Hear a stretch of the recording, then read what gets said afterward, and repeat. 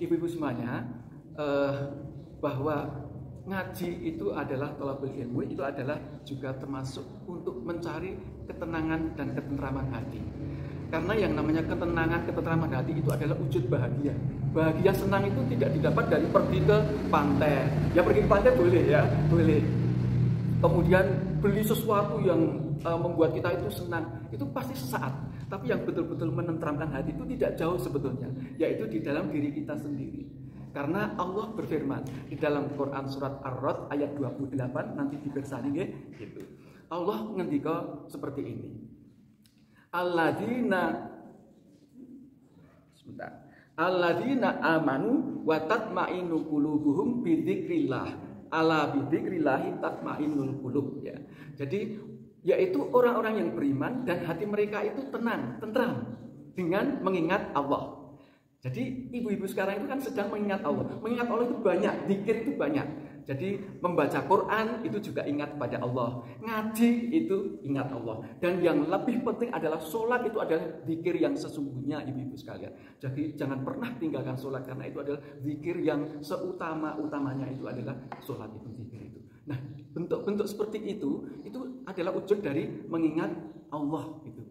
Jadi alangkah bahagianya kita sekarang ini kan seneng orang-orang sing sedih ya ngaji mesti tentrem ngaji ya kan, seneng wah dapat ilmu kemudian menenangkan hati. Itulah wujud dari apa yang kita petik sebagai orang yang beriman itu tadi. Jadi thalabul ilmi, menuntut ilmu itu adalah juga menenangkan hati. Ala bidzikrillah tatma'innul qulub. Jadi ditegaskan lagi, ingatlah hanya dengan mengingati Allah hati menjadi tentram. Tentram kalau di hati tentram itu kalau dicari di bahasa Indonesia, di kamus bahasa Indonesia itu artinya ya itu kebahagiaan itu.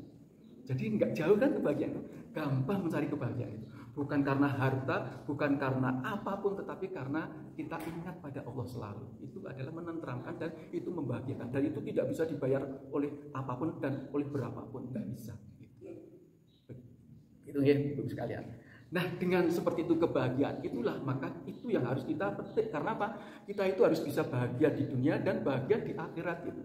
Maka di dalam kehidupan di dunia ini itu kita harus melakukan banyak-banyak ingat kepada Allah. Artinya apa? Banyak beribadah, banyak melakukan pendekatan kepada Allah. Biar kita bahagia, baik bahagia di dunia maupun di akhirat kelak. Pasti kalau kita bahagia di dunia karena kita sebagai hamba orang yang beriman, insya Allah kita juga bahagia nanti di akhirat seperti itu.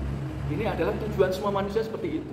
Bukan karena kita tujuannya adalah biar kita itu punya gedung yang megah, kendaraan yang mewah, tetapi bahagia itu tidak sulit sekali harganya ya, banyak sekali ya.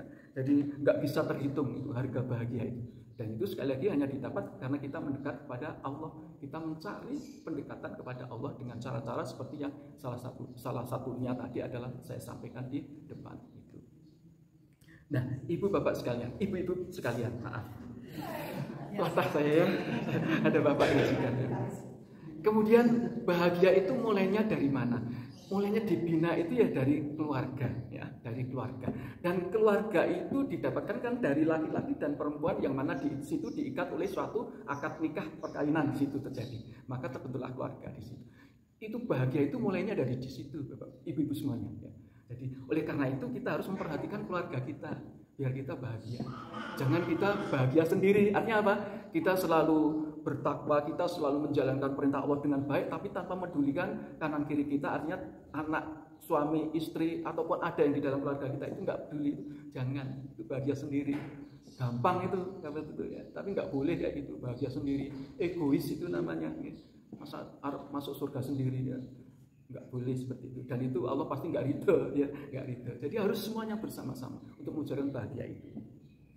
Nah dari pernikahan itulah yang mungkin sudah ibu-ibu lewati itu, mungkin nanti juga berguna bagi anak keturunan kita, cucu kita itu.